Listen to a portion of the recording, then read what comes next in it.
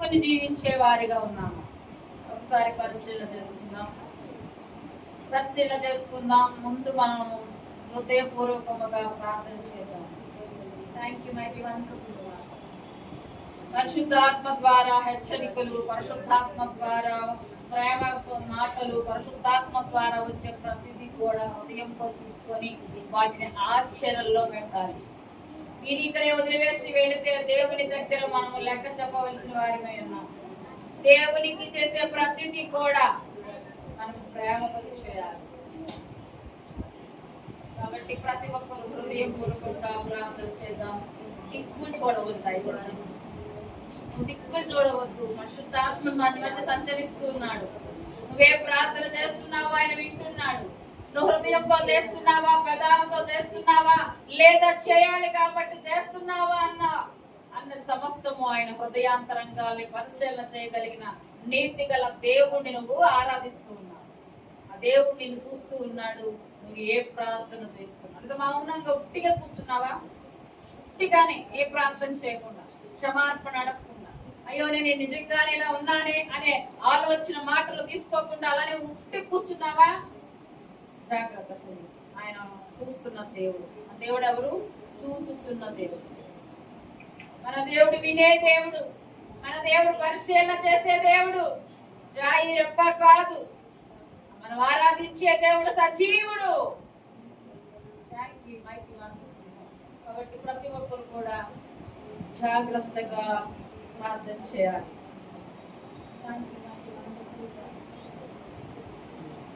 పరిశుద్ధాత్మ క్షమించి కృప చూపించయా.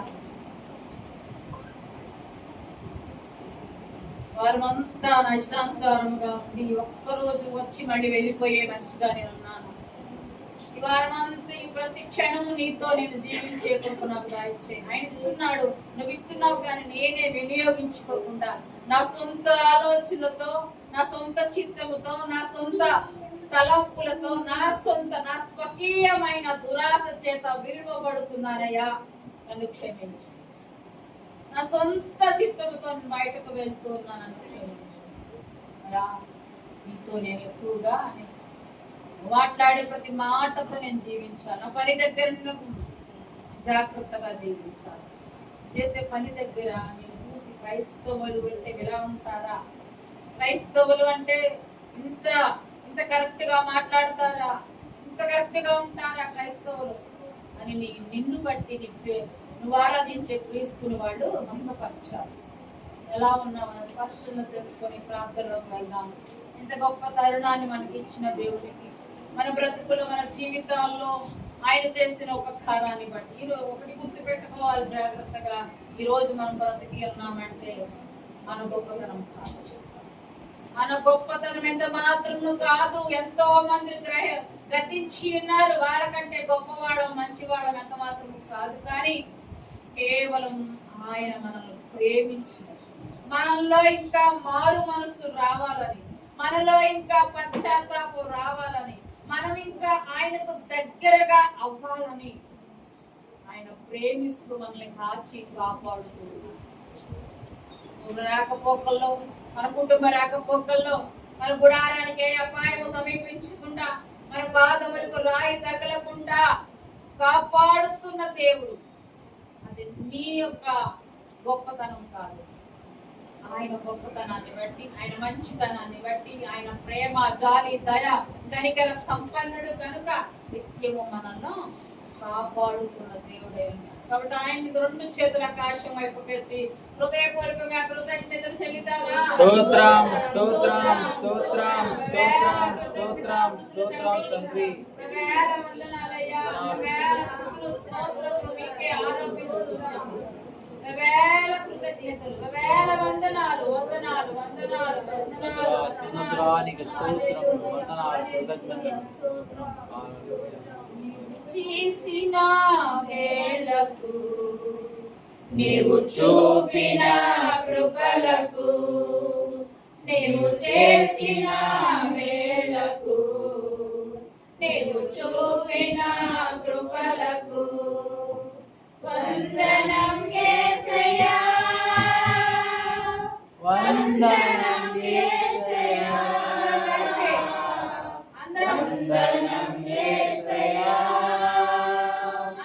వందనం యేసయ్యా అందరే వందనం యేసయ్యా హృదయపూర్వకంగా వందనం యేసయ్యా వందనం యేసయ్యా వందనం యేసయ్యా మళ్ళీ ఒకసారి వందనం యేసయ్యా వందనం యేసయ్యా వందనం యేసయ్యా వందనం యేసయ్యా రమణి మేము అమ్మెంతగానో ప్రేమించావు అంచెలంచెలుగా హెచ్చించి మమ్మెంతగానో దీవించావు ఏ వాడి వారమని మేము మమ్మెంతగానో ప్రేమించావు అంచెలంచెలుగా హెచ్చించి మమ్మెంతగానో దీవించావు అందరం వందనం యేసయ్యా వందనం యేసయ్యా వందనం యేసయ్యా వందనం యేసయ్యా వందనం యేసయ్యా వందనం యేసయ్యా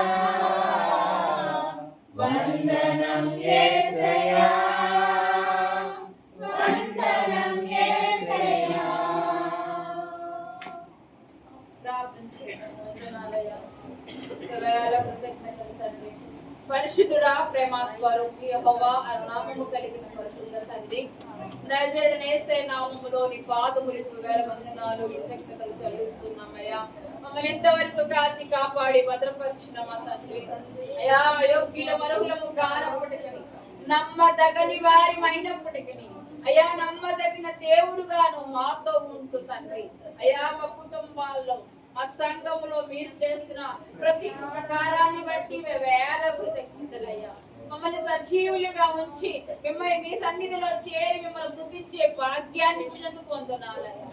అర్హత లేకపోయినా అర్హులుగా మార్చి నిన్ను స్తుతించే కృప ఇచ్చినందుకు కృతజ్ఞతలు ప్రభువా.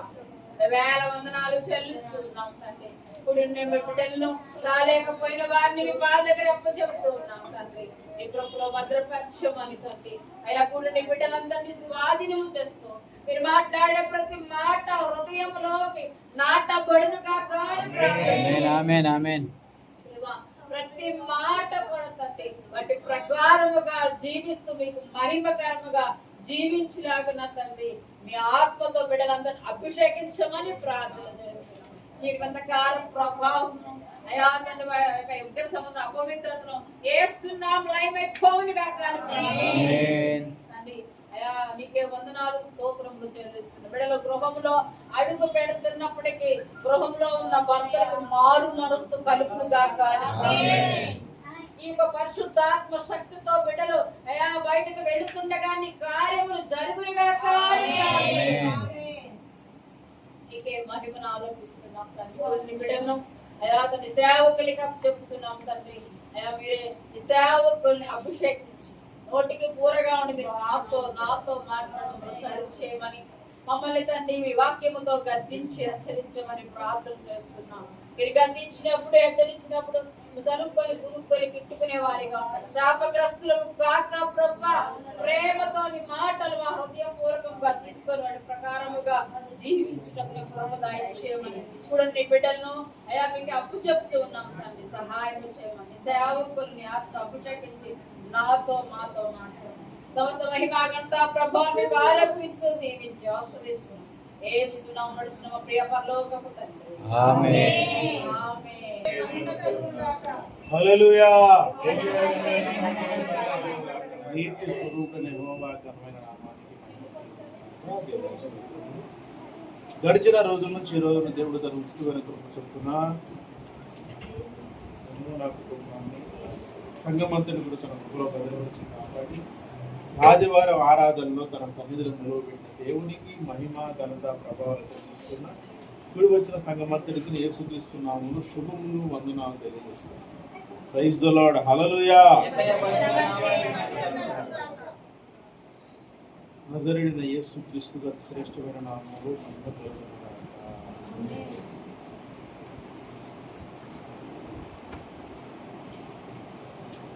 అపోస్తలుడైన పేతురు రాసినటువంటి మొదటి పత్రిక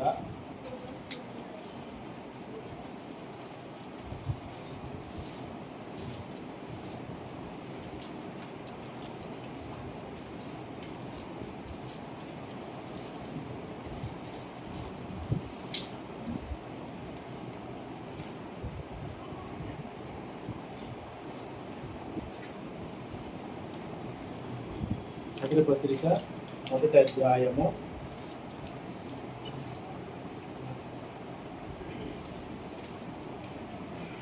20, 21, 22, 23. ఆయన జగత్తు పునాది వేయబడక మునిపే నియమింపబడెను గాని తన్ను మృతులలో నుండి లేపి తనకు మహిమనిచ్చిన దేవుని ఎడల తన ద్వారా విశ్వాసులైన మీ నిమిత్తము కడవరి కాలములందు ఆయన ప్రత్యక్షపరచబడెను. కాగా మీ విశ్వాసమును నిరీక్షణయు దేవుని యందు ఉంచబడి ఉన్నవి. మీరు క్షయ బీజము నుండి కాక శాశ్వతమగు జీవముగల దేవుని వాక్య మూలముగా అక్షయ బీజము నుండి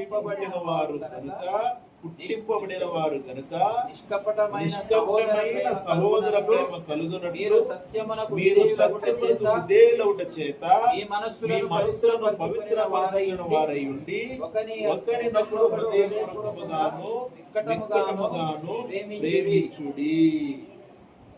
ప్రైజ్ ద లార్డ్. హల్లెలూయా. నీతి స్వరూపుడైన యెహోవా ఘనమైన నామానికి మహిమ కలుగును గాక.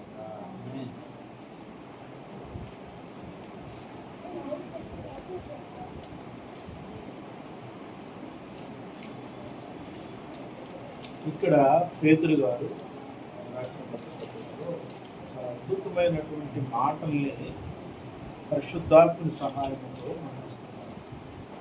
పరిశుద్ధాత్మ చేతనే అభిషేకించబడినటువంటి అపోస్తలుడు వారు ఉన్నటువంటి ప్రాంతంలో సంఘాలకు వారు రాసినటువంటి లేఖల్ని మనము ధ్యానం చేస్తున్నాం.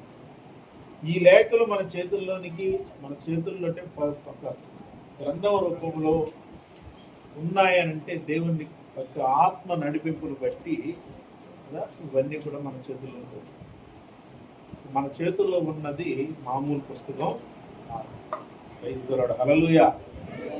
మామూలు గ్రంథమా కాదు. ప్రపంచంలోనే అత్యధికముగా అమ్ముడవుతున్నటువంటి గ్రంథం, మొదటి స్థానంలో ఉన్నటువంటి గ్రంథం.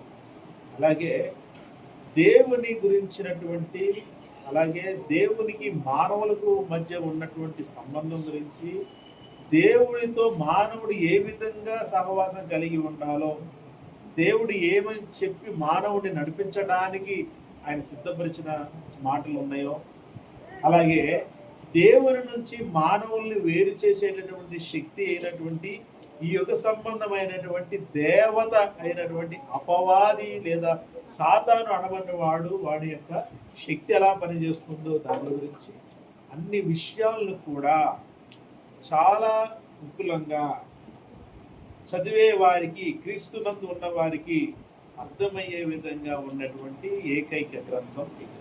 Praise the lord. హల్లెలూయా. ఇది అనేక మంది శ్రమలు పడితే, అనేక మంది ప్రాణాలు పోగొట్టుకుంటే ఈరోజు మన చేతుల్లో అనేక మంది. ఈ బైబిల్ వస్తే అందరూ మార్చబడతారు, అనేకులకు దేవునితో సంబంధం ఏర్పడుతుంది అని అపవాది గ్రహించి వారి యొక్క సేవకులను ఉపయోగించుకొని ఈ బైబిల్ని తర్జుమా చేద్దామని ప్రయత్నం చేసిన ప్రయత్నాలను ఆటంకపరచడానికి వారిని కాల్చి చంపినటువంటి సందర్భాలు బోల్డ్ చరిత్రలో. అయినప్పటికీ చంపబడడానికి ముందుగానే వాళ్ళు తయారు చేసినటువంటి అనువాదాలు, అనేకమైన అనువాదాలు ప్రపంచవ్యాప్తంగా ఈరోజు అనేక భాషలు వచ్చేసాయి. వాళ్ళకి ఆ ప్రతులు కొన్ని వాళ్ళు ట్రాన్స్లేట్ చేసే కొన్ని సందర్భాల ప్రమాదాల వలన అవి పాడైపోయినాయి. అయినా సరే చేతితో వాళ్ళు అనువాదాన్ని, ఇంత గ్రంథం చేతితో ఎవరైనా రాయగలరా? ఇలా ఒక వాక్యం రాయండి, ఒక్క వాక్యమే రాయండి, మనకు ఒక్క వాక్యం రాయడానికి అంత బతుకాల్సి, అవునా? అలాంటిది వాళ్ళు గ్రీకు చదివి నేర్చుకొని, గ్రీకు భాష నేర్చుకొని, గ్రీకు భాష రానటువంటి వాళ్ళు గ్రీకు భాష నేర్చుకొని, తర్వాత బైబిల్ చదివి దాన్ని అర్థం చేసుకొని, అందులో ఉన్నటువంటి ఆ మాటల్ని అర్థం చేసుకొని దాన్ని మరలా వాళ్ళ భాషలోకి అనువదించి, వాళ్ళ భాషల్లో సామాన్య ప్రజలు అంటే మనలాంటి వాళ్ళే కూలి పనులు చేసుకునేవాళ్ళు, కూలి పనులు చేసుకునే వాళ్ళకి ఈ వాక్యం తెలియకూడదని చెప్పి రోమన్ క్యాథలిక్కులు పనులు చేసుకునే వాళ్ళకి వాక్యం వెళ్ళకూడదు అని చెప్పేసి వాళ్ళ దగ్గరే బైబిల్ పెట్టుకొని అందరూ రావాలి ఆరాధనకి, అందరూ వస్తారు, వాళ్ళు చెప్పింది వినాలి, కానుకలేసి వెళ్ళాలి అంతే.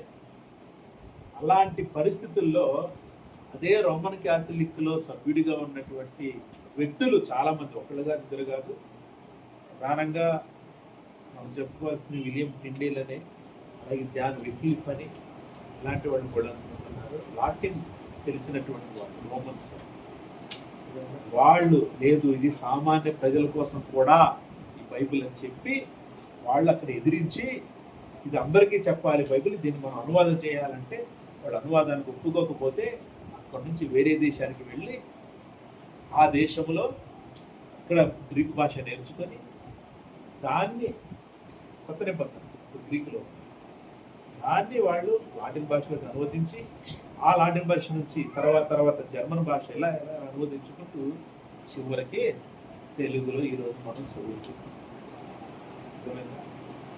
ఈ ట్రాన్స్లేషన్ చెప్తూనే ఉంది. ఇది వచ్చింది కేవలం ఏదో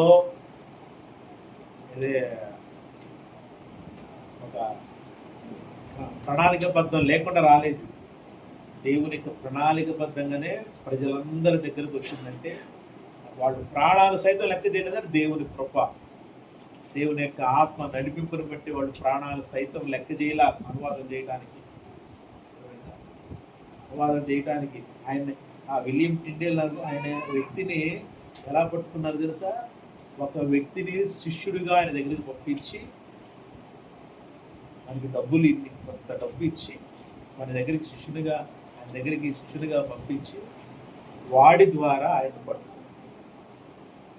అప్పటికే ట్రాన్స్లేషన్ అయిపోయింది, కొన్ని బైబిల్స్ అన్నీ కూడా చాలా వరకు ప్రచురణ అయిపోయాయి. కాబట్టి అంటే అక్కడ ఏంటంటే వాళ్ళకి రాజు మాట వినలేదు, రాజు ఆజ్ఞాపించాడు అనువాదం చేయొద్దని, కాబట్టి రాజుని వ్యతిరేకించాడు అనే దానికి ఆయనకు మరణశిక్ష.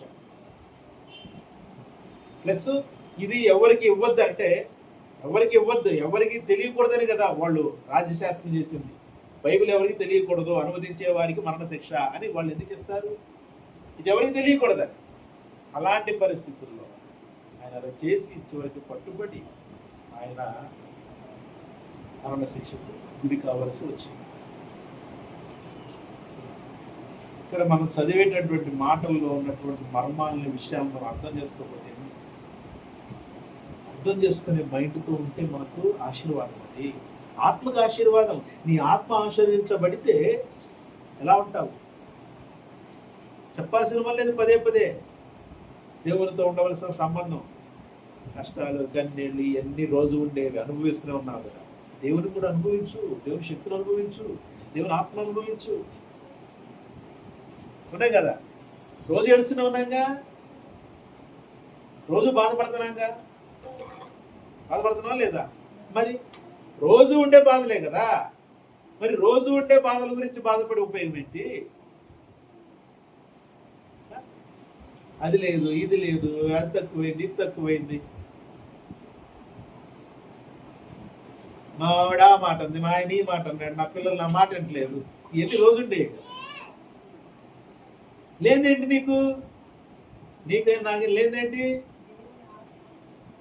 దేవుని యొక్క నడిపింపు, దేవుని యొక్క ఆత్మానుభవం, ఇవన్నీ ఉన్నాయి.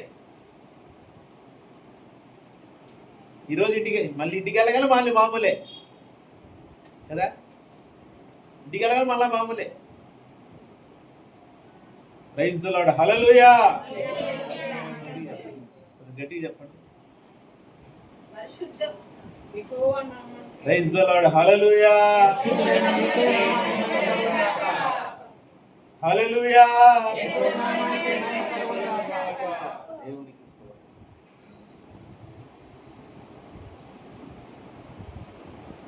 రోజు ఉండే వాటిలోనే మనం ఇంకా ఇంకా మునిగిపోతున్నాం కదా. దేవుని ఆత్మానుభవం నూతనం అవ్వచ్చు నీకు. కష్టాలు ఇవన్నీ పాతవే, కానీ ఆ పాతవే మనల్ని లీడ్ చేస్తూ ఉంటాయి. రోజు ఉండే గోవాలి, రోజు ఉండే, అందుకనే కదా రోజు ఉండే గోవాలి, ఇవన్నీ విన్నట్టు ఉండాలి. రోజు ఉండే గోవాలని నువ్వు వింటూనే ఉన్నావు అనుకో, ఇంకా అలవాటు అవతల వాళ్ళకి ఏమైపోయింది, ఓకే ఇక నా వైపే తిరిగి ఉంటాడు, నా వైపే తిరిగి ఉంటుంది, నేను అంటూనే ఉంటా. ఇక దేవుణ్ణి వెనకబడేసి అర్థం చేసుకోండి. లేదంటే చెప్పేదాని సిచ్యువేషన్ ఊహించుకోండి, ఊహలోకి వెళ్ళండి. అర్థమైందా? ఊహలోకి వెళ్ళండి. మీ వెనకాల దేవుడు, ముందు మీ ఆయన, మీ భర్త, మీ పిల్లలు, ఎవరో వాళ్ళు ఏదో శోధన, ఇంకంతే. ఆ శోధనతో నువ్వు మాట్లాడుతూ ఉంటావు, అవునా? వెనకాల దేవుడు ఉన్నాడు. లేదు నువ్వు ఆ శోధన అలా పెట్టి ఇటు తిరిగి దేవుని వైపు నువ్వు తిరిగితే శోధన ఎక్కడ ఉంటుంది మరి? దాంతో నీకేం పని? ఇక్కడ మనం చదివిన మాట ఏముంది చూడండి ఒకసారి. ఏంటి ఆ మాట అర్థం ఏంటి? అసలు ఆ మాట ఎందుకన్నాడు ఆయన? చాలా అద్భుతమైనటువంటి పరిశుద్ధాత్మ నడిపింపుతో ఉన్నటువంటి మాట. చూడండి, పైనుంచి చదువుతున్నా 13వ వచనం నుంచి. పైనుంచి అంటే మధ్య సమయం ఒకటికే మళ్ళీ 3 అయిపోద్ది. 3 దాకా ఉంటారు మీరు, నో ప్రాబ్లం. నాకు ధైర్యం, మీరు 3 దాకా ఉంటారని నమ్మకం నాకు. ప్రైజ్ ది లార్డ్, హల్లెలూయా. లేదా మీకు నమ్మకం లేదా? నాకుంది నమ్మకం మీ మీద. మీరు 3 దాకా ఉండగలరు. దేవుడు శక్తిని ఇచ్చాడు, ఇస్తాడు కాదు, ఇచ్చేసాడు ఆల్రెడీ. చూడండి ఏముంది, కాబట్టి మీ మనస్సును నడుము కట్టుకుని నిబ్బరమైన బుద్ధి గలవారై యేసుక్రీస్తు ప్రత్యక్షమైనప్పుడు మీకు దేవుడు కృప విషయమై సంపూర్ణ నిరీక్షణ కలిగి ఉండు. స్పీడ్గా చదవండి, అక్కడ ఇలా స్పీడ్గా ఎవరు చదవండి, మీ ఎద్దు చదవండి. మీ ఎద్దులు ఎవరు? త్వరగా చదవాలి. అది 13. కాబట్టి మీ మనసు నడుము కట్టుకొని నిబ్బరమైన బుద్ధి గలవారై యేసుక్రీస్తు ప్రత్యక్షమైనప్పుడు మీకు దయపడు కృప విషయమై సంపూర్ణ నిరీక్షణ కలిగి. నెక్స్ట్, నేను పరిశుద్ధుడనై ఉన్నాను గనుక మీరును పరిశుద్ధులై ఉండుడని వ్రాయబడి ఉన్నది. కాగా మీరు విధేయులకు పిల్లలై మీ పూర్వపు అజ్ఞాన దశలో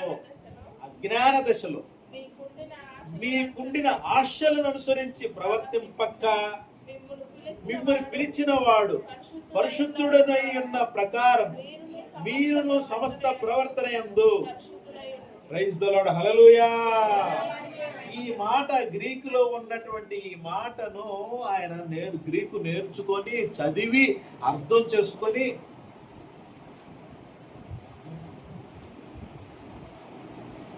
ఇలాంటి మాటలా ఉంది, ఇది సామాన్యులకు వెళ్ళాలి.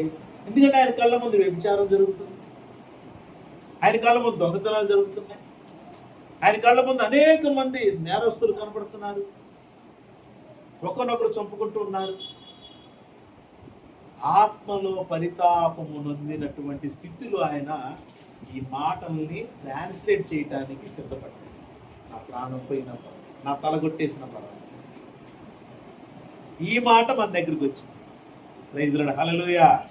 ఇప్పుడు ఆ మాట మనం చదువుతున్నాం. ఏమన్నాడు చెప్పండి, అందులో ఏముంది చూడండి.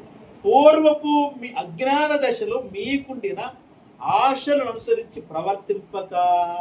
ఒకప్పుడు పూర్వం అజ్ఞాన దశలో మీకు కొన్ని ఆశలు ఉన్నాయి, వాటిని అనుసరించి ప్రవర్తించారు. ఓకే,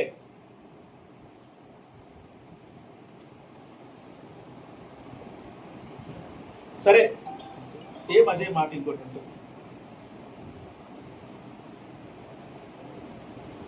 అదే అదే పత్రిక మొదటి అధ్యాయం, పేతురు గారు రాసిన మొదటి పత్రిక 4వ అధ్యాయంలో 3వ వచనం ఉంటుంది. మనము పోకిరి చేష్టలు, దురాశలు, మద్యపానము, అల్లరితో కూడిన ఆటపాటలు, త్రాగుబోతుల విందులు, చేయదగని విగ్రహ పూజలు మొదలైన వాటి యందు నడుచుకొనుచు అన్యజనుల ఇష్టం నెరవేర్చుచుండుటకు గతించిన కాలమే చాలును. ఓకే, ఇవన్నీ మనం చేయట్లా, కానీ కొన్ని ఉంటాయి మనకి. మనము క్రైస్తవులముగా ఇవన్నీ చేయట్లా, కానీ మనకి ఇంటర్నల్గా కొన్ని తెలియనివి ఉంటాయి. అంటే బయటికి తెలియనివి మనలో ఉండేవి ఉంటాయి. అంటే మన పరిశుద్ధతను పాడు చేసేటటువంటి ఆలోచన తలలో మనం ప్రవర్తించడం, బయట ప్రవర్తించకపోవచ్చు కదా, బయట ప్రవర్తించకపోవచ్చు. మనం ప్రవర్తించే స్థలములో పరిశుద్ధతలో ఉన్నామా లేదా ఆలోచన. ఇక్కడ మాట అదే, నేను పరిశుద్ధుడై ఉన్నాను గనుక మీరును పరిశుద్ధులై ఉండడని వ్రాయబడి ఉన్నది. కాగా మీరు విధేయులకు పిల్లలై, ఏమవ్వాలంట? విధేయులకు పిల్లలై. పూర్వపు అజ్ఞాన దశలో మీకున్న ఆశను అనుసరించి ప్రవర్తింపగా మిమ్మును పిలిచిన వాడు పరిశుద్ధుడై ఉన్న ప్రకారము మీరును సమస్త పరిశుద్ధత యందు సమస్త ప్రవర్తన యందు పరిశుద్ధులై. ప్రవర్తనలో పరిశుద్ధత. అంటే ఈ మాటల కోసం ఎంత ప్రాణం. ఈ మాటలు మన దగ్గరికి ఎందుకు వచ్చాయి? మనం సమస్త ప్రవర్తనలో పరిశుద్ధులుగా ఉండాలని దేవుని చిత్తమైంది. తర్వాత పక్షపాతము లేకుండా క్రియలను బట్టి ప్రతి వారిని తీర్పు తీర్చువాడు తండ్రి అని మీరాయన ప్రార్థన చేయుచున్నారు కనుక మీరు పరదేశులై ఉన్నంత కాలము భయముతో గడుపుడి. ప్రైజ్ ది లార్డ్, హల్లెలూయా. మనం ఏంటంటే ఇక్కడ పరదేశులమేనా? అవునా కదా? కరెక్ట్ చెప్పండి. మీరు ఇంకా ఈ దేశం మీద అనుకుంటున్నారేమో, మనం పరదేశులం. ఇక్కడ ఈ దేశం మనది కాదు. ఈ దేశం మనది. పక్కన ఎవడన్నా వింటే వీడు పాకిస్తాన్ అనుకుంటాడు, దేశ ద్రోహులు వీళ్ళు అంటారు. వాడికి అర్థం కాదు మనం పరదేశంలో అంటే, వాడికి అర్థం కాదు. ఇప్పుడు వినే అన్నిటికీ పరదేశం.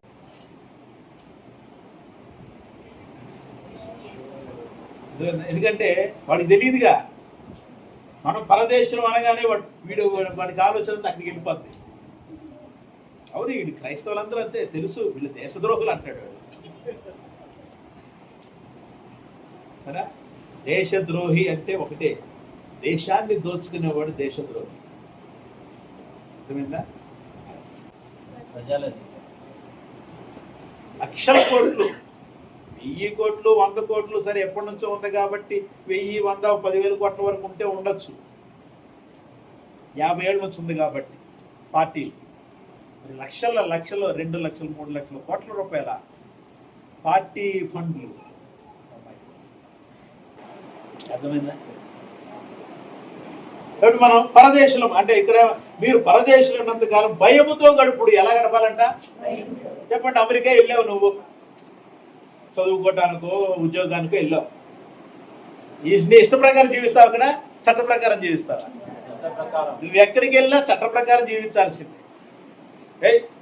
నాకు ఇక్కడ గ్రీన్ కార్డు వచ్చేసింది, అమెరికా అంతా మందే ఇప్పుడు ఇంకా అని నువ్వు ఇష్టానుసారంగా జీవించావు అనుకో, తీసుకెళ్ళి ఏం చేస్తారు? జైల్లో పెట్టి గ్రీన్ కార్డు క్యాన్సిల్ చేసి కొద్ది రోజులు విచారణ చేసి శిక్ష వేసిన తర్వాత నేను తిరిగి భారతదేశం బతుకుంటే. అందుకని ఇక్కడ బ్రతికలంతకాలం ఎలా బ్రతకాలంట? ఎలా గడపాలి మనము? భయముతో గడపండి. ప్రైజ్ లార్డ్, హల్లెలూయా. ఎవరి భయం? దేవుని భయం. ఇక్కడ దేశంలో పోలీసులు అంటే భయపడాల, ఓకేనా? అలాగే దేవుడు అంటే భయపడాలి. పోలీస్ స్టేషన్కి వెళ్లకుండా ఉండాలంటే చట్టాలకు లోపడి బ్రతకాల, జాగ్రత్త బ్రతకాల. అలాగే నరకం వెళ్లకుండా ఉండాలంటే దేవుని చట్టానికి భయపడి బ్రతకాలి. కాబట్టి అంటే మనం ఈ లోకంలో ఉండేవాళ్ళం కాదు, ఆ లోకానికి వెళ్ళేవాళ్ళం కాదు. Praise the lord, hallelujah, hallelujah. Okay, పక్షపాతం లేకుండా క్రియలను బట్టి ప్రతి వాడిని తీర్పిచ్చుచూడు తండ్రి అని మీరు ఆయన ప్రార్థన చేస్తున్నారు కనుక మీరు పరదేశులైనంతకాలం భయంతో గడుపుడి. పితృపారంపర్యమైన మీ వ్యర్థ ప్రవర్తనను విడిచిపెట్టి, ఏంటంట? పితృపారంపర్యమైన అంటే అర్థం ఏంటి? పితృపారంపర్యం, తాత ముత్తాతల నుంచి వచ్చిన ఆస్తులు. అవునా? తాత ముత్తాతల నుంచి వచ్చిన ఆస్తులు ఏంటి?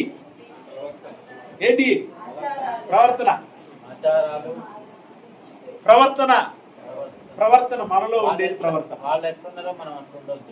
మనలో ఉండేది ప్రవర్తన. అబ్బమ్మ తిందే, తినగానే ఏం వెళ్ళింది ఆమెలోకి? మంచి చెడు తెలివితేటలు ఇచ్చే లక్షణాలు వెళ్ళిపోయింది లోపలికి. ఇంకా ఆమెలో మంచి ఉంది, కానీ ప్రభావం ఏమొచ్చేసింది బయటికి? చెడు ప్రభావం. వెంటనే భర్తకు కూడా ఇచ్చేసింది, తినేసాడు. ఇంకంతే, వాళ్ళిద్దరు ఏమైపోయారు? ఇద్దరు వేరైపోయారు. చూసారా? అదొచ్చి ఏం చేసింది? వాళ్ళిద్దరిని వేరు చేసింది, దేవునికి వేరు చేసింది. అవునా? ఆ ఫలం ఎప్పుడైతే లోపలికి వెళ్ళిందో వాళ్ళిద్దరు వేరైపోయారు, వాళ్ళిద్దరూ దేవునికి వేరైపోయారు. ఇప్పుడు ఇంట్లో జరుగుతుంది అదే కదా, ఇళ్లలో జరుగుతుందా లేదా? ప్రతి ఇంటిని జ్ఞాపకం చేసుకోండి. అవ్వ ఆదమును జ్ఞాపకం చేసుకోండి, మీరు జ్ఞాపకం చేసుకోండి. మీరు కూడా వాళ్ళిద్దరి దగ్గర పెట్టుకోండి. అది తిన్నారు, వేరైపోయారు. అలాగే మంచి ఏంటో చెడేంటో తెలుసుకునే తెలివితేటలు లోపల ఉన్నాయి, కానీ మనలో నుంచి బయటికి ఏమొస్తుంటుంది? అవతల వాళ్ళు కోప్పడితే మనలో నుంచి ఏమొస్తుంది? కోపమే వస్తుంది. అవతల వాళ్ళు ఏదైనా దోషణ మాట మాట్లాడితే మనలో నుంచి ఏ దోషం వస్తుంది? యాక్షన్ రియాక్షన్, తర్వాత బ్లాస్ట్. అంతే కదా? బాంబులు ఇలా వాళ్ళు ఇవన్నీ చదివి బాంబులు తయారు చేశారు. అంటే యాక్షన్ రియాక్షన్ ఆలోచించాలి. మైండ్ అంతా వాళ్ళ దాని మీదే. సైన్స్ దేంతో దేన్ని కలిపితే పేలిద్ది, దేంతో కలిపితే పేలిద్ది. అంతే. ఇక్కడ కుటుంబంలో పేలాలంటే ఇద్దరు మాట్లాడుకుంటే చాలు కోపంతో. ఇల్లంతా బ్లాస్ట్. ఇంట్లో ఉన్న పిల్లలు అటు ఇటు చల్లా చెదిరైపోతారు ఆ బ్లాస్ట్. అవునా కదా? చిన్నప్పుడు ఎప్పుడు బాధపడేవాడిని నేను. ఉన్నంత వరకు చాలా బాధ, మామూలుగా కాదు. చిన్నోడిని వాళ్ళంటే చిన్నపిల్లలు ఇంకా బయట ఆడుకుంటే నాకు కొంచెం ఊహ తెలుసు కాబట్టి ఇద్దరు పోట్లాడితే తెల్లవాళ్ళు నిద్ర ఉండేది. ఎవరికి ఇద్దరు పోట్లాడుతూ ఉంటే అస్సలు నిద్రే ఉండేది కాదు. పక్కకి వెళ్ళి ఏడ్చుకుంటూ పండుకున్నాను. ఆ ఎఫెక్ట్ ఈ మైండ్లో ఉంది. నేను మా తమ్ముడు అని ఆ ఇద్దరికి తెలుసు. మిగతా ఇద్దరు చిన్నపిల్లలు, వాళ్ళు చాలా చిన్నపిల్లలు, తెలియదు.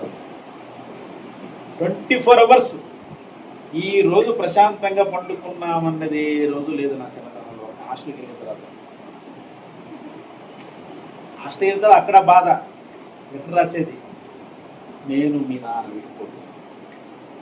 నా వయసు అప్పటికి నేను చదివేది 6వ తరగతి, 7వ తరగతి. విడాకులు తీసుకున్నామంటే అసలు నాకేం విడాకులు అంటే ఏంటో తెలియదు. ఎలా తీసుకోవాలా మాటలని వీడితో చెప్పాను. వాడితో చెప్పి వాడి తర్వాత నేను 7వ తరగతికి వచ్చేసరికి వాడు 6వ తరగతి అక్కడ నాతో పాటు జాయిన్ అయిన వాళ్ళు కూడా వేసారు హాస్టల్. ఆ వయసులో ఏం తెలుస్తుంది? ఇంకా అక్కడ కొద్ది రోజులు ఇంకా నైట్ అంతా ఏడటం, ఫ్రెండ్స్ చెప్తే ఏమైందని టీవీ. వాళ్ళు కూడా వాళ్ళకేం తెలుసు, వాళ్ళు ఓదార్చడం. నిజంగా చిన్నతనంలో గోల్డంతా అనుభవించారు. మామూలు వేదన కాదు. తల్లి తండ్రి ఇద్దరు కొట్లాడుతూ ఉంటే పిల్లల పరిస్థితి భయంకరంగా ఉంటుంది.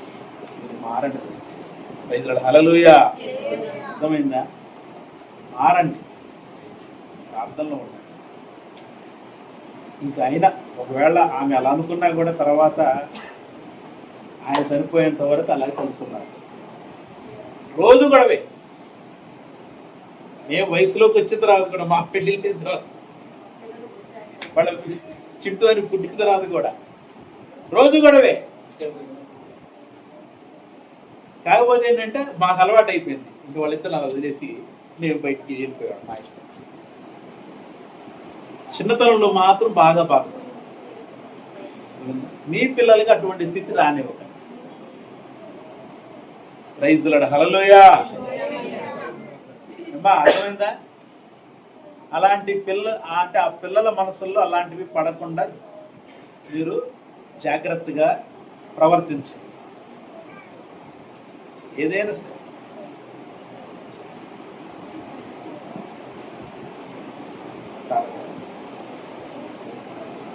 తర్వాత విడిచిపెట్టినట్టుగా వెండి బంగారముల వంటి క్షయవత్సుల చేత మీరు విమోచింపబడలేదు, కానీ అమూల్యమైన రక్తము చేత, అనగా నిర్దోషమును నిష్కలంకమునకు గొర్రెపిల్ల వంటి క్రీస్తు రక్తము చేత విమోచింపబడితరని మీరు ఎరుగుదురు కదా. Praise the lord. హల్లెలూయా. చూడండి ఈ మాట. మనము ఆయన అనుకున్నాడు, ఈ ప్రజలందరూ ఇలా విమోచింపబడ్డారు కదా పాపం నుంచి, శాపము నుంచి, మరి ఆ ప్రజలందరికీ ఈ వాక్యం వెళ్ళకపోతే ఎలా అనుకున్నాడు అనువాదకర్త. ప్రాణాలు అర్పించడానికి ముందు, కొన్ని సంవత్సరాల ముందులే ఇప్పుడు నుంచి వెళ్ళిపోయాడు. ఆయన ఎప్పుడైతే వద్దన్నారో, ట్రాన్స్లేట్ చేయడానికి వీలు లేదని చెప్పి ఆయన అడ్డుకున్నారో, వెంటనే ఇది ఇక్కడ చాలా తేడాగా ఉందని చెప్పేసి పడవెక్కాడు. పడవ ప్రయాణం చేసి వేరే ప్రాంతానికి, గ్రీకు సంబంధించిన ప్రాంతానికి వెళ్ళిపోయి అక్కడ ట్రాన్స్లేట్ చేశాడు. ఎందుకు తెలుసా? ఇది మనలాంటి సామాన్యులకు ఈ మాటలు కావాలి. ఆ మాటలు చదివితేనే దేవుడు నా హృదయాన్ని మార్చి, నీ శత్రువును ప్రేమించు, పరలోకమందున్న తండ్రికి కుమారుడు అయి ఉంటాడు. Praise the lord. హల్లెలూయా. శత్రువును ప్రేమించమని ఇప్పుడు ఎవరికైనా చెప్పండి వెళ్ళి. మనం చెప్తే వింటారా? వినరు. ఎవరు చెప్పాలి ఆ మాట? అది రాసిన వ్యక్తి చెప్పాలి. రాసింది ఎవరు? పరిశుద్ధాత్మ. ఎవరి ద్వారా ఇచ్చాడు అది? యేసుక్రీస్తు ప్రభు ద్వారా మాట. అది ఆయన చెప్పిన మాట, ఆయన నోటి నుంచి వచ్చిన మాట. ఆయన నోటి నుంచి వచ్చిన మాట వల్లనే ఎవరికైనా ఏదైనా లభించేది. అవునా? అందుకని శతాధిపతి ఏం కోరుకున్నాడు? మాట మాత్రం సెలవించాలి. ఆయన మాట వినడానికి లేదా? మనకు వినబుద్ధి కావట్లేదా? చెప్పండి. Praise the lord. హల్లెలూయా. ఆయన మాట వినబుద్ధి కావట్లేదా? కథలాగా ఉన్నాయా? చెప్పండి. ఏమైనా కథల్లాగా ఉన్నాయా? వేదనతో వచ్చినటువంటి మాటలు ఇవి ప్రభువులో నుంచి. ప్రభు వచ్చింది కూడా వేదనతో. అందరినీ చూశాడు, అందరి పరిస్థితులు చూశాడు. దేవుడు చూడలేదు అందరి పరిస్థితులు. ఏమన్నాడు? వారి ఆలోచన బాల్యము నుండి నేను మానవులు చేసినందుకు పరితాపం అందుతున్నానన్నాడు. ఆయన ఏం చేశాడు? నోవాహు వీళ్ళు ఓడ చేయి. తర్వాత ఓకే, వాళ్ళ బాధలు నేను విన్నాను, వాళ్ళ కన్నీళ్ళు నేను చూశాను, వారి యొక్క మాటలు నేను విన్నాను, వారు పడుతున్న వేదన నేను చూశాను. మోషే వెళ్ళు మళ్ళీ. అప్పుడు ఇజ్రాయిల్ కోసం, అంతకుముందేమో ఒక కుటుంబం కోసం, నీతిమంతులైన ఒక కుటుంబం కోసం, అప్పుడు తర్వాత ఇజ్రాయిల్ ప్రజల కోసం. ఇప్పుడు దేవుడు లోకాన్ని ఎంతో ప్రేమించాడు. హల్లెలూయా. ఆ లోకంలో ఎవరున్నారు? ఆ లోకంలో ఉన్న మనం కూడా ఇప్పుడు ఆయన దగ్గరికి ఆ ప్రేమను బట్టే వచ్చాం. ఆయన ప్రేమించాడు కాబట్టి ఈరోజు నువ్వు నేను ఇక్కడ ఆయన్ని ఆరాధన చేస్తాం. అంటే ఇంకా మనం ఇంకా ఆయన్ని ఆరాధన చేయడానికి దగ్గర అవ్వాలి. ఆయన కోరుకునేది. Praise the lord. హల్లెలూయా. చూడండి, అమూల్యమైన రక్తము చేత అనగా నిర్దోషమును నిష్కలంకమును గొర్రె పిల్ల వంటి క్రీస్తు రక్తము చేత విమోచింపబడుతున్న మీరు ఎరుగుదురు కదా. ఆయన జగత్తు పునాది వేయబడక మురిపే నియమింపబడిన గాని, ప్రైజ్ ది లార్డ్. హల్లెలూయా. ఎవరు జగత్తు పునాది వేయబడక మురిపే నియమింపబడింది? ఎవరు? యేసుక్రీస్తు ప్రభువారు.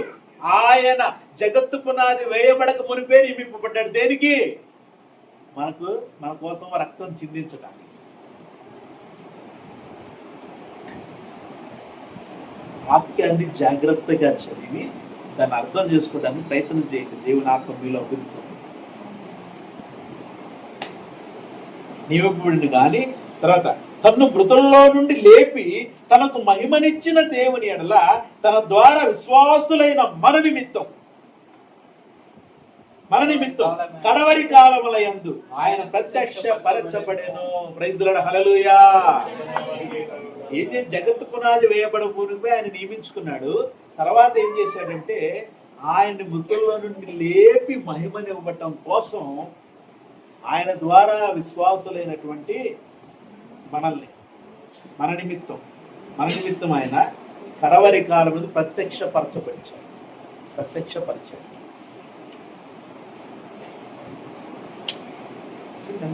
దేవుని యొక్క ప్రణాళిక, దాన్ని అర్థం చేసుకోవడానికి, దేవునితో మనము గడపటానికి, దేవుని యొక్క సహవాసములు వర్ధిల్లటానికి మనకు తాపత్రయం కావాలి.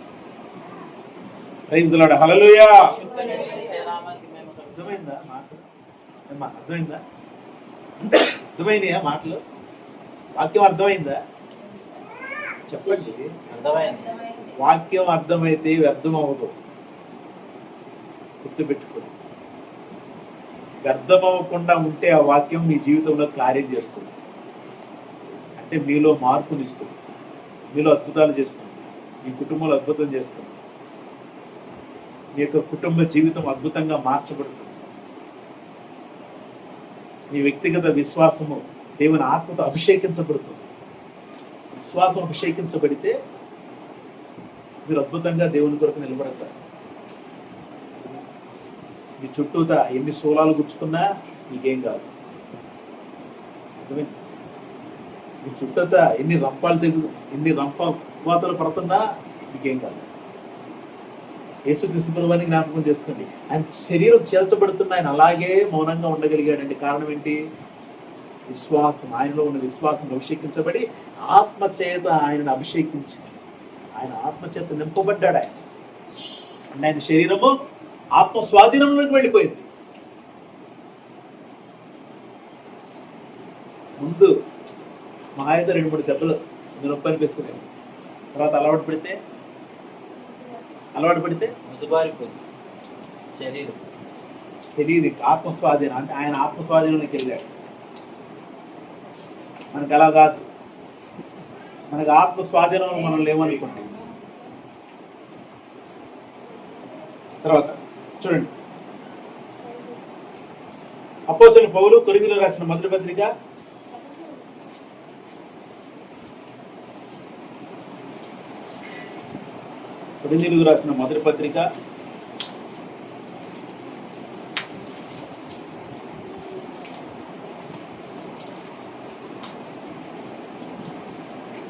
6వ అధ్యాయము 20వ వచనం చూడండి. ఏముంది?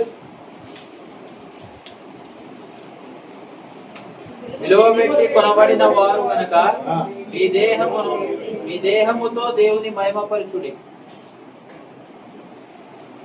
విలువ పెట్టి కొనబడిన వారు గనుక మీ దేహముతో దేవుని మహిమపరచుడి. తర్వాత చదవండి. మీరు వ్రాసిన వాటి విషయము స్త్రీని ముట్టుట పురుషునికి మేలు, ముట్టుకుండుట పురుషునికి మేలు. ముందు నుంచి చదవండి. 19వ వచనం. మీ దేహము దేవుని వలన మీ దేహము దేవుని వలన మీకు అనుగ్రహింపబడి మీలో ఉన్న పరిశుద్ధాత్మకు ఆలయమై ఉన్నదని మీరు ఎరుగరా? మీరు మీ సొత్తు కారు, విలువ పెట్టి కొనబడిన వారు కనుక మీ దేహముతో దేవుని అమూల్యమైన రక్తము చేత విమోచింపబడ్డటువంటి శరీరం, ఆత్మ శరీరం. మనమంటే శరీరము, ప్రాణము, ఆత్మ. మనం దేని విమోచింపబడ్డాం? అమూల్యమైన రక్తము చేత విమోచింపబడ్డాం. పేతురు గారు చెప్పింది అదేగా. మీరు ఏదో వెండి బంగారాలతో వంటి క్షయ వస్తువులతో విమోచింపబడలా. వెండి బంగారాలు వంటి క్షయమైపోయే వస్తువులతో మీరు విమోచింపబడలా. ఎలాగా? అమూల్యమైన రక్తము చేత, అనగా నిర్దోషమును నిష్కళంకమునగు గొర్రెపిల్ల వంటి క్రీస్తు రక్తము చేత విమోచింపబడితరని మీరు ఎరుగుదురు కదా. ప్రైజ్ ద లార్డ్, హల్లెలూయా. బాప్తిసం తీసుకొని వాళ్ళు అర్థమైందా? బలలో పాలు పంచుకునే వాళ్ళు ఎలా విమోచింపబడ్డారు? వాళ్ళు విమోచింపబడ్డారు. ఎలాగా? అమూల్యమైన రక్తం. అందుకని నువ్వు బలలో పాలు పంచుకుంటావు. మరి ఆ బల్లకి నువ్వు ఇచ్చే వాల్యూ ఏంటి? విలువేంటి? ఈ వాక్యం కోసం ఆయన ఎంత విలువ ఇచ్చాడు తెలుసా? తన ప్రాణాన్నే పణంగా పెట్టాడు. ఎవరు? William Tyndale. ఈ వాక్యం మన దగ్గరికి రావటం కోసం తన ప్రాణాన్నే. ఎందుకు? వాక్యానికి ఆయన ఎంత విలువ ఇచ్చాడు, ప్రభు మాటకి ఎంత విలువ ఇచ్చాడు, ప్రభువుకి ఆయన ఎంత విలువ ఇచ్చాడు. సేమ్ మనకు కూడా అదే కదా వర్తించేది. మరి బలలో పాలు పంచుకునే మనము ఎంత విలువనిచ్చి బలలో పాలు పంచుకుంటాం, దానికి ఎంత వాల్యూ కడతాం? బలలో పాలు పంచుకున్నది మనం వేసే కనుక వాల్యూ కొన్ని చర్చలో చూసే బలలో పాలు పంచుకునేటప్పుడు ప్రత్యేకమైన కాన్ఫ్లిక్ట్ తెలుసా?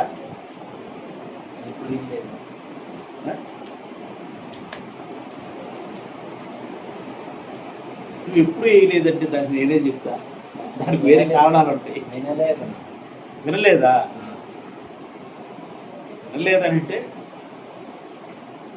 మనం అన్నీ గమనిస్తే మనకి తెలుస్తుంది, అర్థమవుతుంది.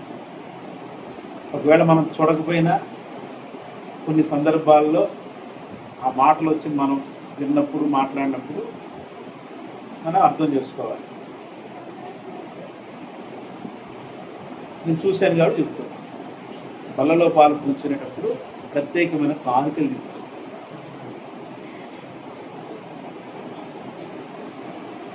ఇక్కడ మనం అడిగే కానుక ఒకటే.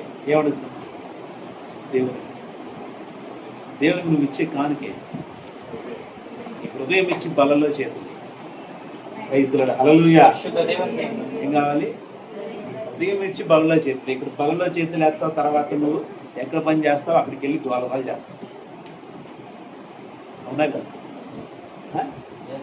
ఉపయోగమే. క్రీస్తు గోల చేసిన వాడా? నాకు అప్పుడు అనిపిస్తుంది, అప్పుడు చేస్తుంది క్రీస్తు ఇలా కాదు కదా, నేను ఎందుకు చేస్తున్నాను? క్రీస్తు ఇలా కాదు కదా, నేను ఎందుకు చేస్తాను? ఎంతమంది అనుకున్నారు? క్రీస్తు ఇలా కాదు కదా, నేను ఎందుకు ఇలా ఉన్నా అని ఎంతమంది అనుకున్నారు? దేవునికి స్తోత్రం, ప్రైజ్ ది లార్డ్, హల్లెలూయా.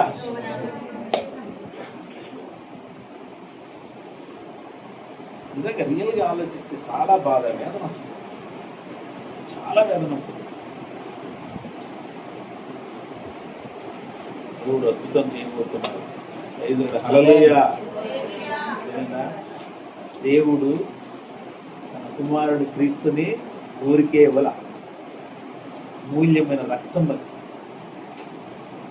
ఆ అమూల్యమైన రక్తాన్ని మన కోసము తండ్రి అయిన దేవుడి లోకానికి పంపించాడు. అది ఎవరికి అర్థం కాదు, ఓకేనా? అనుభవించండి. అందుకే ప్రభువుని, పరిశుద్ధాత్మని, వాక్యాన్ని అనుభవించండి. పక్కన పెట్టండి. అయిపోయింది, లైఫ్ అయిపోయింది. అర్థమైందా?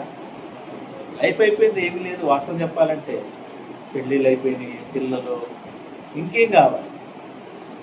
ఏదో ఒకటి ఉన్న దానిలో లోకం గడిచిపోతుంది, ఇంకేం కావాలి? అవునా? ఎలా దాన్ని అధిగమించటం ఎలా? కాబట్టి దేవుడు రాబోయే రోజుల్లో అందరికీ ఎవరెవరికి ఏం జరగాలో అవన్నీ కూడా దేవుడే చేయబోతుంది. హల్లెలూయా. ఎవరెవరు దేవునితో ఎక్కువగా ఉండేది ఉన్నది ఆయనకే తెలుసు. అటువంటి ప్రేమ కలిగినటువంటి ఆత్మ కలిగినటువంటి వాతావరణాన్ని దేవుడు ప్రతి కుటుంబంలో జరిగించబోతున్నాడు. Praise the lord. హల్లెలూయా. ప్రియమైన దేవుడు చాలా జాగ్రత్తగా విలువ పెట్టి కొనబడింది. విలువ పెట్టి కొనబడిన వారు కనుక మీ దేహముకు దేవుని ఎందుకు? పరిశుద్ధాత్మకు ఆలయం నివసించేది. అంటే అమూల్యమైన రక్తము ఎందుకు ఇచ్చాడు ఆయన? ఆయన ఆత్మను మనలో జీవింపజేయటానికి. అందుకనే ఎవడైనా క్రీస్తు ఆత్మ లేనివాడైతే వాడు ఆయన వాడు కాడు. ఆయన అనలేదు అది నా వాడు కాడని. పరిశుద్ధాత్మను అంటున్నాడు, ఎవడైనా క్రీస్తు ఆత్మ లేని వాడైతే వాడు ఆయన వాడు కాడు.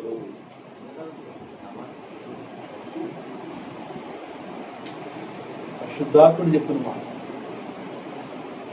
పౌలు గారి ద్వారా మాట్లాడుతున్నాడు. ఆత్మ క్రీస్తు ఆత్మను కలిగి ఉండాలి, పరిశుద్ధాత్మను కలిగి ఉండాలి. తర్వాత ఏముంది ఇక్కడ? ఇంకేం చూస్తున్నాం? తర్వాత కాగా మీ విశ్వాసమును నిరీక్షణయు దేవుని యందు ఉంచబడి ఉన్నది. మీరు క్షయబీజము నుండి కాక శాశ్వతమగు జీవము గల దేవుని వాక్య మూలముగా అక్షయ బీజము నుండి పుట్టింపబడిన వారు గనుక నిష్కపటమైన సహోదర ప్రేమ కలుగునట్లు మీరు సత్యమునకు విధేయులవుట చేత మీ మనస్సులను పవిత్రపరుచుకున్న వారై ఉండి. 1 పేతురు చూస్తున్నాను. ఓకేనా? తీసారా? 1 పేతురు 1వ అధ్యాయం 22, 23 వచనాలతో అవుతుంది. మీరు సత్యమునకు విధేయులవుట చేత మీ మనస్సులను పవిత్రపరచుకున్న వారై ఉండి ఒక్కరినొకడు హృదయపూర్వకముగాను మిక్కటముగాను ప్రేమించుడి. ఎలాగనగా సర్వ శరీరులు గడ్డిని పోలిన వారు, వారి అందమంతయు గడ్డి పువ్వులే ఉన్నది. గడ్డి ఎండును దాని పువ్వును రాను, అయితే ప్రభు వాక్యం ఎల్లప్పుడూ నిలుచు. Praise the lord. హల్లెలూయా. కొంతసేపు కంటికి కనబడి అంతలోనే మాయమయ్యే ఆవిరి వంటిదిరై నరుని ఆయువు గాలి వీచినంతలోనే వాడిపోయి రాలిపోయే గడ్డి పువ్వు లాంటిదిరై నరుని ఆయువు. అంతసేపు కనబడి అంతలోనే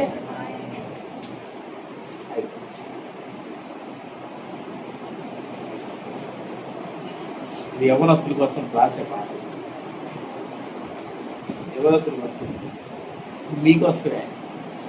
ఎంతమంది ఉన్నారో అంతమంది. అందరూ యవనస్తులేండి. అక్కడ నేను, అమ్మగారు, ఇక లక్ష్మి గారు, పక్కన ఉంది తప్ప అందరూ యవనస్తులే. సుజాత గారు, మేమందరం మేము తప్ప అందరూ యవనస్తులు ఇక్కడ. అవునా? ఎవరి కోసమో పాట? జెంట్స్ కోసం. జెన్జీయా? నో జెన్జీ, జెన్జీ ప్లస్ ఇల్లు, జెన్జీ ప్లస్. ఇంకా గంట ఉంది పాట. ఇందులో రాసిందా? ఇందులో అమ్మగారికి చాలా ఇష్టం పాటలంటే, ఈ పాటలంటే. ముఖ్యంగా ఇది యవ్వనస్తుల పాట అంటే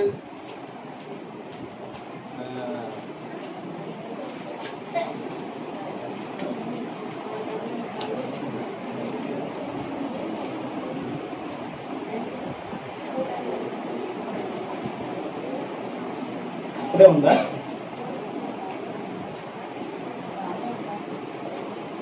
డైరీలో రాసా. యవ్వన కాలమున గాడి మోయట ఉందా? పాడు పాడు బాబు. నాకు రాదు. ఇస్తాను పాడండి. నాకు రాదంటే ఎట్లా? ఆడాలి. ఇదిగోండి నాన్నగారు.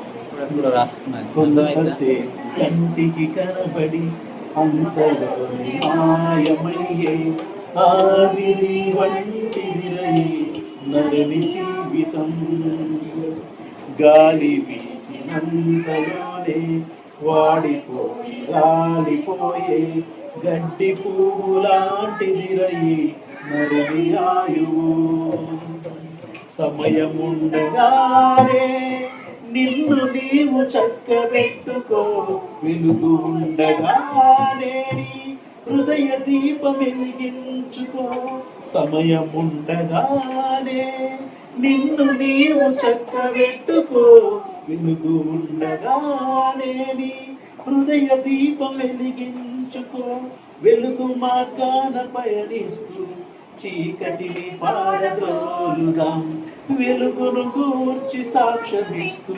లోకాన్నే జయించుదాం వెలుగు మార్గాన పయనిస్తూ చీకటిని పారద్రోలుదాం వెలుగును గూర్చి సాక్ష్యమిస్తూ లోకాన్నే జయించుదాం ఓ నవయౌవనుడా ఓ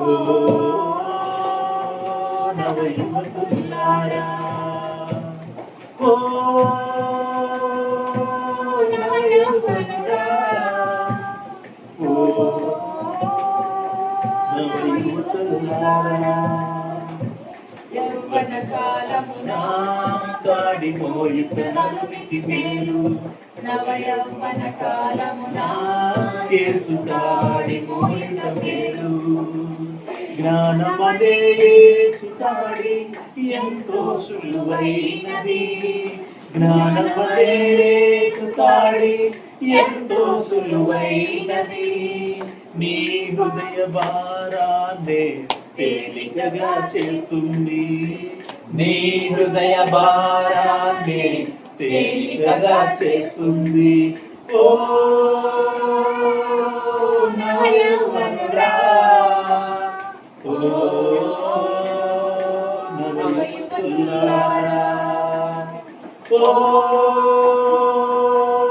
నవయౌవనుడా ఓ